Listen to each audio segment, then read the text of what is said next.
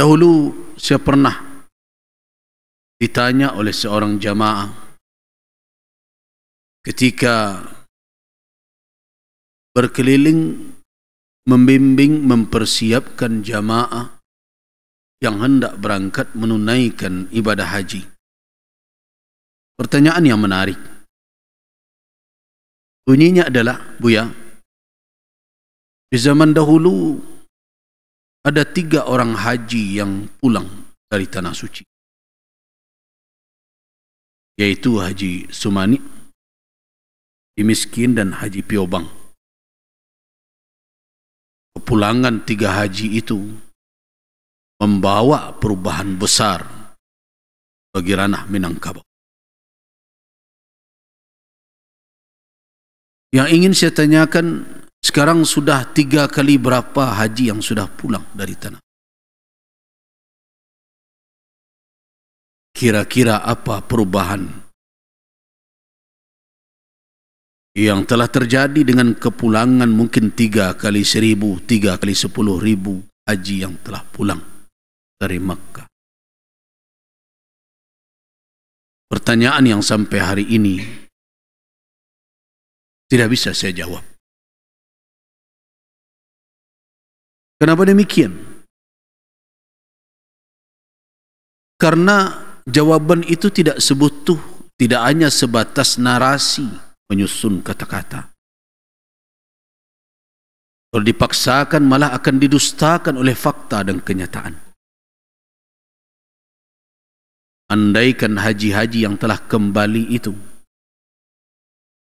mempertahankan semangat kedekatan mereka dengan Allah sebagaimana mereka berada di Tanah Suci, sebelum azan berkumandang mereka telah ada di rumah Allah. Melihat kawan mereka lalai beribadah, mereka ingatkan. Jika yang satu dalam keadaan lemah, mereka bantu dan mereka tolong. Andaikan semangat itu terus, tidak berhenti setelah mereka kembali dari Tanah Suci, saya tentu bisa menjawab, lihatlah fakta dan kenyataannya. Rumah-rumah Allah ramai oleh para haji yang kembali. Majelis-majelis ilmu penuh sesak oleh orang-orang yang rindu dengan ilmu pengetahuan.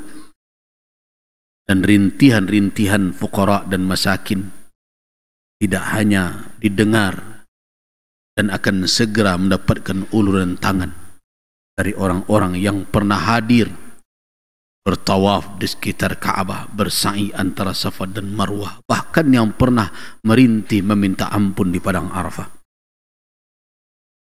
Tapi kalau itu tidak terjadi, dengan apa kita akan menjawabnya? Ketika dahulu Haji Miskin, Haji Sumani, Haji Piobang menggerakkan tuanku dan salapan untuk menghentikan berbagai kemaksiatan di gelanggang-gelanggang, seperti menghisap candu, menyabung ayam, meminum tua, main dadu dan sebagainya. Kalau kita jawab setelah haji ribuan orang yang kembali hari ini, data yang terungkap, LGBT tidak menurun, narkoba bertambah-tambah, kenakalan remaja, anak-anak kita, tawuran berbagai macam menjadi-jadi. Apa sebenarnya persoalan yang sedang terjadi di tengah umat? Apakah nilai-nilai ibadah yang dilakukan tidak efektif? Tentu tidak mungkin kita menjawab iya, karena ibadah itu pasti efektif. Karena Allah Subhanahu wa taala mensyariatkan apapun tidak pernah kosong dari hikmah dan maqasid serta tujuan untuk apa ibadah tersebut. Secara sharih di dalam Al-Quran kita baca, inna salata tanha anil fahsya'i wal munkar. Secara sharih di dalam hadis Nabi SAW, orang yang berpuasa man lam yada' qawla az-zur wal 'amala bih laisa lillahi minhu hajah an yada'a ta'amahu wa syarabah. Berarti solat semestinya memiliki kekuatan untuk melahirkan daya kontrol di dalam diri orang yang melakukannya, sehingga dia tidak mudah terseret kepada perbuatan keji dan mungkar. Puasa yang dilakukan tentu akan melatih seseorang untuk amanah, jujur. Di saat dia bersendiri pun dia tidak mau melakukan yang membatalkan walaupun orang lain tidak mengawasinya. Karena itulah kalau ada orang yang terus berdusta juga, melakukan kepalsuan, puasanya tidak dibutuhkan oleh Allah Subhanahu wa taala. Berarti puasa membentuk kejujuran. Kalau kita berbicara haji tadi, dalam hadis Al-Imam Ahmad ibn Hanbal rahimahullah dengan sanadnya dari Jabir bin Abdullah radhiyallahu anhu, ketika Nabi sallallahu alaihi wasallam berkata, al-hajjul mabrur laisa lahu jazaa'un illa al-jannah, haji yang mabrur tidak ada balasannya melainkan surga. Qalu, para sahabat bertanya, wa ma birrul hajj, mal mabrur, apa mabrurnya haji itu ya Rasulullah?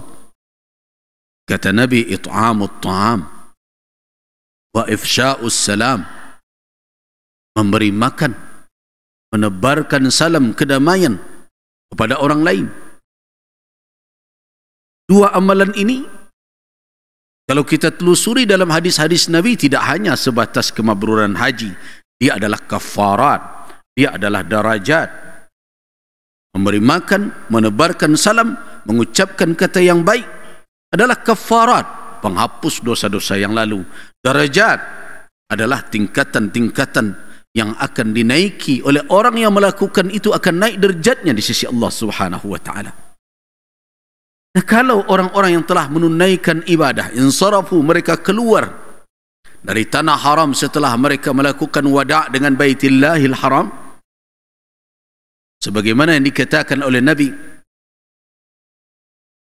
jangan ada di antara kamu yang meninggalkan Makkah hatta yakuna, sampai ada akhir pertemuan dengan Baitullah. Kalau kita baca keutamaannya, apabila seseorang tawaf di Baitullah meninggalkannya, maka kharaja min dhunubihi ka yaumi waladathu ummuh, dia akan keluar dari dosanya sebagaimana hari dia dilahirkan di rahim ibunya. Kalau nilai-nilai itu bertahan,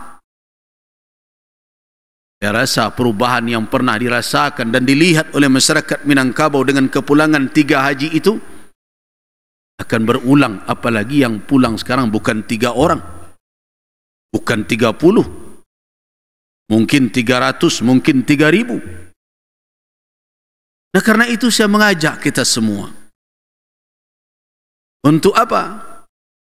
Ibadah-ibadah yang kita lakukan hari ini, termasuk haji di antaranya, bukanlah seremonial simbolik,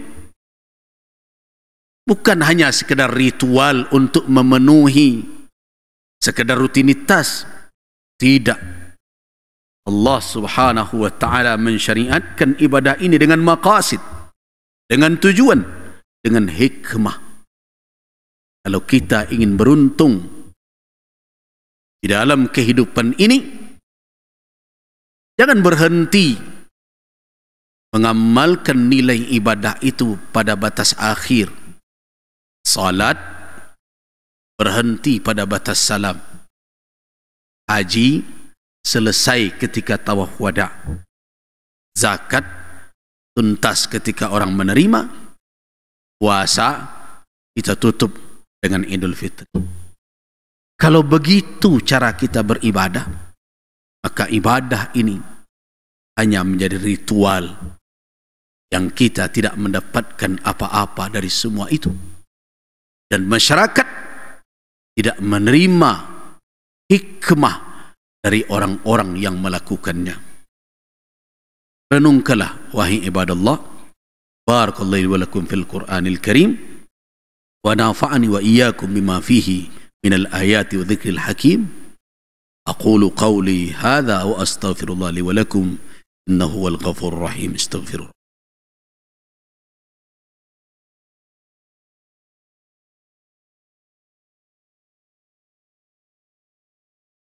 Alhamdulillahilladzi hadana li hadha wa ma kunna linahtadiya laula an hadana Allah. Ashhadu an la ilaha illallah wa ashhadu anna Muhammadar Rasulullah. Allahumma salli wa sallim ala abdika wa rasulika wa habibika Muhammad ibn Abdullah wa ala alihi wa ashabihi wa mawalah, amma ba'du. Ibadallah. Qala Allah tabaraka wa ta'ala: ومنهم من يقول ربنا آتنا في الدنيا حسنة وفي الآخرة حسنة وقنا عذاب النار أولئك لهم نصيب مما كسبوا والله سريع الحساب. صدق الله العظيم. Di antara yang didapat oleh orang yang telah menunaikan ibadah haji, kalau kita renungkan ayat Allah Subhanahu wa taala di dalam surah Al-Baqarah ayat yang ke-200, فَإِذَا قَضَيْتُمْ مَنَاسِكَكُمْ, apabila kamu telah menunaikan manasik kamu sekalian, Allah Subhanahu wa ta'ala menyuruh kita berzikir sebanyak-banyak, mengingat Allah melebihi dari kita mengingat masa lalu kita, nenek moyang kita, warisan yang ditinggalkan. Artinya apa? Ketergantungan kita ke Rabbul Alamin lebih kuat dibandingkan ketergantungan kita kepada yang lain. Nah, orang yang bergantung kepada Allah lebih kuat akan memiliki keberimbangan, atau orang mengatakan kehidupan yang berimbang, proporsional di dalam berbagai sikap dan perilaku. Itulah seorang haji. Seorang haji adalah orang yang berimbang di dalam menata keinginannya, dalam mengatur apa yang dia harapkan, dalam merancang masa depannya setelah pelaksanaan ibadah yang dia lakukan. Dari mana kita tahu itu? Dari permohonannya. Kata Allah, setelah orang selesai menunaikan ibadah haji, ada dua kelompok. Bisa dilihat dari doa yang dia ucapkan. Di antara mereka ada yang berkata, Rabbana atina fid dunya. Ya Rabb kami, beri kami di dunia ini. Tapi berhenti sampai batas itu. Apa kata Allah? Wa ma lahum fil akhirati min khalaq. Orang seperti itu tidak ada jatah apa-apa untuk mereka di akhirat kelak. Kelompok yang kedua adalah orang yang menyeimbangkan. Wa minhum may yaqul, di antara mereka ada yang berkata, Rabbana atina fid dunya hasanah wa fil akhirati hasanah wa qina adzabannar. Berimbang. Doa yang dihafal oleh banyak orang disebut doa sapu jagat, karena tidak ada lagi yang tinggal. Kalau sudah hasanah di dunia, hasanah di akhirat, disapunya semuanya. Tetapi yang kita harus renungkan adalah keberimbangan dunia, akhirat. Orang-orang yang telah melihat ayat-ayat Allah, orang-orang yang telah melihat masyair, di mana dia merasakan keagungan Allah di tempat-tempat itu. Ka'bah dengan sekitarnya, Maqam Ibrahim, Hajar Aswad, Hijr Ismail, semuanya. Safa dan Marwah. Begitu juga masyair lainnya.